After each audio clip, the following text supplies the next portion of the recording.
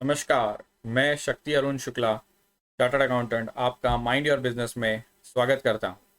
आज का मेरा टॉपिक ये है कि हम व्यवहारिक जीवन में जब भी बिजनेस करते हैं तो हम अन्य लोगों से, थर्ड पार्टी से काफ़ी ज़्यादा इन्वॉल्वमेंट रखते हैं, परचेसेस के रूप में, सेल्स के रूप में। तो हम जो भी करते हैं बिजनेस, ये इमोशनल ना हो करके हम दिमाग से करें, और इसीलिए हमको कॉन्ट्रैक्ट्स और एग्रीमेंट्स हमेशा बनाने चाहिए। जो भी बातें हैं वो लिखित में हो, ओरली ना हो। आज के ये कलयुग में हम जो भी करते हैं, ओरल बातें को कोई महत्व नहीं रह गया है in the court of law. तो इसके चलते मैं कुछ पॉइंटर्स बताना चाहूँगा आपको, जो आप ध्यान में रख सकते हैं वाइल ड्राफ्टिंग एनी कॉन्ट्रैक्ट और एग्रीमेंट। तो आइए देखते हैं हम हमारे पीपीटी में कि जो पॉइंटर्स, जो बातें, पॉइंट्स है जो आपने ध्यान में रखने चाहिए।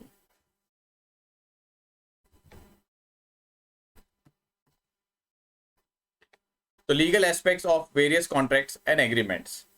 तो इसमें मैं आपको बताना चाहूंगा अभी एक एक बातें जो आप पॉइंट्स ध्यान में रख सकते हैं।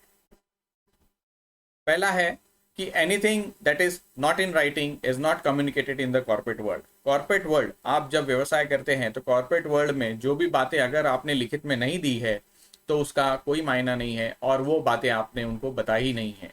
ओरल बातों का कोई महत्व नहीं है, ये ध्यान में रखिएगा। आगे देखते हैं हम इंपॉर्टेंट पॉइंट्स जो ड्राफ्टिंग के पहले आपने ध्यान में रखने चाहिए। पहला है पार्टीज एग्जीक्यूटिंग। क्या पार्टीज है, पार्टीज का क्या स्टेटस है, पार्टीज की क्या डिटेल्स है, केवाईसी जैसे हम बार बार सुनते हैं बैंकों की तरफ से, वो आपको क्लियर कट मेंशन करना चाहिए कि पार्टीज के डिटेल्स क्या है, कौन पार्टीज है जो ये कॉन्ट्रैक्ट में इन्वॉल्व हो रही है, 2 पार्टीज, 3 पार्टीज, 4 पार्टीज।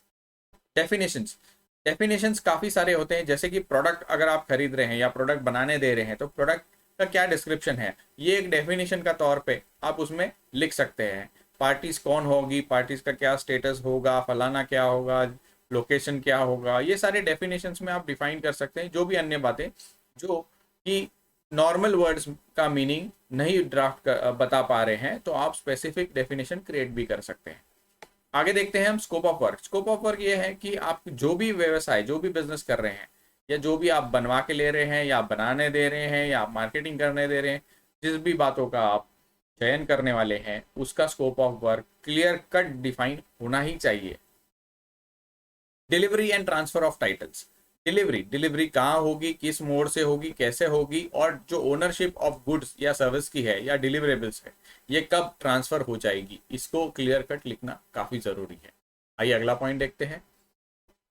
अगला पॉइंट है इंस्पेक्शन। इंस्पेक्शन ये है कि आप काफी तौर पर देखा होगा आपने कि आप रेंट से घर दे देते हैं, तो आप एक क्लॉज रेंट एग्रीमेंट में हमेशा लिखते हैं कि मैं इंस्पेक्शन के लिए एज अ ओनर कभी भी आ सकता हूँ, और मेरी प्रॉपर्टी सुरक्षित है या नहीं, इसका ब्यौरा मैं दोबारा ले सकता हूँ कभी भी आकर के। आगे चलते हैं क्वालिटी मेजर्स। क्वालिटी मेजर्स ये है कि क्वालिटी काफ़ी अलग अलग पैरामीटर्स रहते हैं। जैसे फार्मा में अलग होगा, फूड में अलग होगा, इंजीनियरिंग में अलग होगा, ऑटोमोबाइल में अलग होगा। तो उसके चलते जो भी क्लॉज है जो आप सेट करना चाहते हैं, आप अगर किसी कुछ बनवा के ले रहे हैं या बनवा, या वो बनी हुई चीज़ आपको रेडी करके देने वाला है विथ पैकिंग में, तो उसके स्टैंडर्ड्स आप डिफाइन कर सकते हैं। तो ये क्लॉज क्वालिटी मेजर का काफ़ी इंपॉर्टेंट है। Non alienation. नॉन एलिनेशन ये है कि काफ़ी बार हम देखते हैं कि हम बनवाने के लिए, अगर वेंडर छोटा है या सप्लायर छोटा है, वो सिर्फ काम कर सकता है, तो मटेरियल हम देते हैं। जैसे लिज्जत पापड़ आप देखेंगे तो जो डो है वो प्रोवाइड किया जाता है, और जो लेबर्स हैं वो लेबर वर्क करके और वो पापड़ बना करके देते हैं।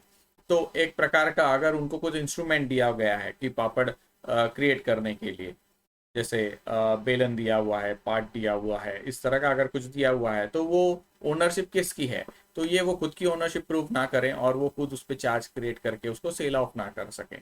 इसके लिए नॉन एलिनेशन क्लॉज होता है। तो आगे देखते हैं हम प्राइसिंग। प्राइसिंग एक बहुत ही इंपॉर्टेंट पैरामीटर है कि आप काफ़ी क्लियर कट लिखिए, क्योंकि जो भी ये बिजनेस करते हैं तो काफ़ी व्यवहार पैसों की वजह से ही खराब होते हैं। तो पैसे का क्लॉज आप एकदम क्लियर कट लिखिए। आगे देखते हैं कि पेमेंट टर्म्स। पेमेंट टर्म्स में भी काफ़ी डिस्प्यूट माना जाता है कि तगादा लगा रहता है कि पेमेंट टाइम पर नहीं मिल रहा है, नहीं मिल रहा है, इसलिए भी काफ़ी इश्यूज आते हैं। तो आप पेमेंट टर्म्स काफ़ी क्लियर एंड कट में लिख के रखिएगा। तो ये एक क्लॉज है। दूसरा है पैकेजिंग। पैकेजिंग भी काफ़ी बार होता है कि वेंडर या सप्लायर जो आपका है, कि मार्केट में गुड्स नहीं मिल रहा है, टाइम पे अवेलेबिलिटी नहीं है, इसलिए जैसे चाहे वैसे पैक करके दे देता हूँ, आप एक्सेप्ट क्यों करेंगे? तो इसके लिए उसको मिनिमम स्टॉक जो रखना चाहिए, ये आप यहाँ पे कवर कर सकते हैं कि पैकेजिंग इस तरह से होगी और इसमें मिनिमम स्टॉक उसको मेंटेन करना है। आगे देखते हैं जनरल वारंटी। वारंटी पहले गारंटी होती थी, अभी कोई गारंटी तो होती नहीं है। तो गारंटी का ऐसा है कि गारंटी में डायरेक्ट रिप्लेसमेंट होता है, आजकल वारंटी चलती है, वारंटी में जिसमें रिपेयर्स फ्री में किया जाता है up to the warranty period. तो ये आपकी 5 साल हो सकती, 10 साल हो सकती, 12 साल हो सकती, डिपेंड्स अपॉन योर प्रोडक्ट और सर्विसेज। आगे देखते हैं प्रोडक्ट रिकॉल। प्रोडक्ट रिकॉल का आप एक उदाहरण देना चाहूंगा कि आपने देखा है कि महिंद्रा ऑटोमोटिव जो मारुति सुजुकी है, काफ़ी बार गाड़ियाँ कॉल करते हैं कि ये पार्ट डिफेक्ट निकल चुका है जो सप्लायर से आया था, तो ये हम फ्री में रिप्लेस करके दे रहे हैं। तो ये प्रोडक्ट रिकॉल, इसका जो कॉस्ट है, इसका क्या क्लॉज होगा, इसका किस तरह से मेथोडोलॉजी होगी, ये सारे आप चीज़ डिफाइन कर सकते हैं। प्रोडक्ट लाइबिलिटी, अभी रिकॉल करना है या प्रोडक्ट का कोई डिफेक्ट हो जाता है तो इसकी लाइबिलिटी ये इंश्योरेंस फॉर्म में आपने कवर करना चाहिए, एग्रीमेंट में इसका जिम्मेदार कौन है, ये सारी बातें आप इस क्लॉज में कवर कर सकते हैं। आगे देखते हैं ट्रेसेबिलिटी। ट्रेसेबिलिटी एक काफ़ी इंपॉर्टेंट चीज़ है। आपने देखा होगा कि काफ़ी टाइम सोशल मीडिया पे एक बात चलती थी कि फ्रूटी में एक वर्कर था, उसने कुछ मिलावट कर दी, तो जिसकी वजह से आप फ्रूटी पीना बंद कर दें। तो ये ऐसा नहीं होता है, इसमें होती है ट्रेसेबिलिटी। एनी फूड कंपनी में ट्रेसेबिलिटी होती है, बैच या जो प्रोडक्शंस होते हैं उसका एक बैच की वजह से ट्रेसेबिलिटी रहती है, right from first process to end process and packing and distribution. तो इस केस में चलते आप देखेंगे कि ट्रेसेबिलिटी एक काफ़ी इंपॉर्टेंट पॉइंट रहता है। आप भी ये इनकॉर्पोरेट कर सकते हैं कि ये ट्रेसेबिलिटी की जिम्मेदारी किसकी रहेगी और उसको पूरी तरह से वो निभा रहा है या नहीं निभा रहा है। आगे देखते हैं रिटर्न ऑफ स्क्रैप। काफ़ी बार आप देते हैं कुछ गुड्स, उसमें अगर कुछ बच जाता है या स्क्रैप आउट होता है तो उसमें वो पैसे कमाने के चक्कर में स्क्रैप दिखाता नहीं है। तो इसका अगर आपका मटेरियल अकाउंटिंग सही तरीके से है तो इसको रिटर्न उसने कब करना है या उसके पैसे कैसे काटने हैं, ये आप डिफाइन कर सकते हैं इस क्लॉज में। आगे है कि वेंडर और सप्लायर का कोवेनेंट्स, यानी वेंडर और सप्लायर जो है आपकी क्या शपथ लेते हैं कि क्या क्या वो चीज़ें या जिम्मेदारी ले रहे हैं और वो पूरी करेंगे, तो ये आप मेंशन कर सकते हैं। दूसरा है कि स्टैट्यूटरी कंप्लायंस। काफ़ी बार आपने देखा होगा कि मैन पावर सप्लाई के लिए जो लेबर कॉन्ट्रैक्टर्स होते हैं ये SICPF काफ़ी टाइम भरते नहीं है, सर्विस टैक्स भरते नहीं, GST भरते नहीं, ऐसे काफ़ी इश्यूज आते हैं मार्केट में। तो इसके चलते आपने ध्यान रखना है यहाँ पर कि ये स्टैट्यूटरी कंप्लायंस टाइमली किया जाए, किसकी जिम्मेदारी रहेगी आप मेंशन कर सकते हैं। आगे चलते हैं, देखते हैं रिकवरी। रिकवरी की एक मेथोडोलॉजी होनी चाहिए कि अगर कुछ हो जाता है तो रिकवरी के लिए क्या क्या सोर्सेज है, कैसे आप कर पाएंगे, क्या मेथोडोलॉजी होगी, क्या नहीं होगी, डूज एंड डोंट्स आपके होते रहेंगे। कॉन्फिडेंशियलिटी, काफ़ी बार आप देखेंगे कि फार्मूला केमिकल कंपनीज में फार्मूलाज रहता है तो वो कॉन्फिडेंशियल रहता है, इंजीनियरिंग में डिज़ाइनिंग फार्मूला रहता है, FMCG में हो सकता है कि उसकी रेसिपी एक फार्मूला हो, तो ये कॉन्फिडेंशियलिटी के भी क्लॉजेज आप इसमें लिख सकते हैं। तो उसके बाद है इंडेमनिटी, भरपाई आपकी कैसे होगी, कि नुकसान आपका हो गया है तो भरपाई किस तरह से होगी, इंडेमनीफाई किस तरह से होगा, ये आप लिख सकते हैं। टर्मिनेशन ऑफ कॉन्ट्रैक्ट, अगर कोई भी क्लॉजेस में बातें नहीं बनती है, नहीं जमता है, तो आप व्यवहार आगे नहीं बढ़ाएंगे, तो टर्मिनेशन का क्लॉज क्या होना चाहिए, किस तरह से होगा, क्या रीज़न से होगा, कब होगा, ठीक है, कौन करेगा। दूसरा है फोर्स मेजर। कोरोना के चलते आपने देखा होगा काफ़ी कॉन्ट्रैक्ट्स में फोर्स मेजर रहता था, बट कोरोना पैंडेमिक का ऑप्शंस काफ़ी एग्रीमेंट्स में नहीं था, बट इसी का चलते कोई भी कुछ भी क्लॉज में बिठा करके फ़ायदा ना उठा सके, इसीलिए इसको खारिज कर दिया गया था। ये क्लॉज तब से चलित में है, काफ़ी लोग इसको हर एग्रीमेंट में या हर कॉन्ट्रैक्ट में डालते ही हैं, तो ये भी आप एक ध्यान में रख सकते हैं।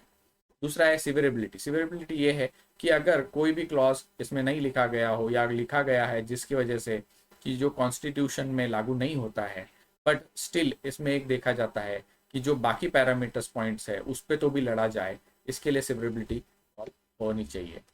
दूसरा है गवर्निंग लॉज। गवर्निंग लॉज आप लिख सकते हैं क्लॉजेस में कि जितने भी गवर्निंग लॉज हैं, चाहे आप जानते हो या नहीं जानते हो, अनजान भी हो, तो आप इसमें कवर कर सकते हैं कि जाने अनजाने में ही सही, बट ये क्लॉज कवर होता है, ये किसकी जिम्मेदारी रहेगी। Dispute resolution. डिस्प्यूट रेजोल्यूशन यानी अगर कोई बातचीत में बिगड़ाव आ जाता है, व्यवहार में बिगड़ाव आ जाता है, तो डिस्प्यूट रेजोल्यूशन के क्या क्या रहेंगे, आप किस तरह से डिस्प्यूट रिजॉल्व करना चाहेंगे, कोर्ट में जाना चाहेंगे, किस तरह से करना चाहेंगे, third party, arbitrator and everything, बहुत सारे ऑप्शन अवेलेबल है। नोटिस, नोटिस कौन भेजेगा, कितने टाइम पीरियड में भेजेगा, कब भेजेगा और कैसे सर्व होगा। लिखित में मैंने पहले ही पॉइंट बताया आपको कि लिखित में है तो कम्युनिकेटेड है, ओरल है तो नहीं है। तो लिखित में आजकल क्या होता है, हम व्हाट्सअप भी कर देते हैं, फेसबुक पे डालते हैं, ट्विटर पे डालते हैं, इसका मायना नहीं है, it is not a legal form. So you need to specify how the notice would be serve and when it would be serve. आगे देखते हैं जुरिडिक्शन। जुरिडिक्शन एक बहुत ही इंपॉर्टेंट पैरामीटर है कि अगर डिस्प्यूट हो जाता है या कुछ चलित में आ जाता है, तो अगर आपकी कंपनी मुंबई में है और आप एक्सपोर्ट में डील कर रहे हैं और अगर सिंगापुर जुरिडिक्शन है, तो आप सोचिए कि आपकी जो लीगल डिस्प्यूट झगड़ा करने के लिए वकील को हायर करने के लिए और अटेंड करने के लिए केसेस के लिए कितना खर्चा आ जाएगा। तो मान लीजिए आपका डिस्प्यूट था 1 करोड़ का और आप 5 करोड़ लीगलिटी में ही भर दिए केस जीतने के चक्कर में, तो ऐसा ना हो। तो जुरिडिक्शन एक काफ़ी इंपॉर्टेंट रोल प्ले करता है आपका, तो ये बात आप ध्यान में रखिए।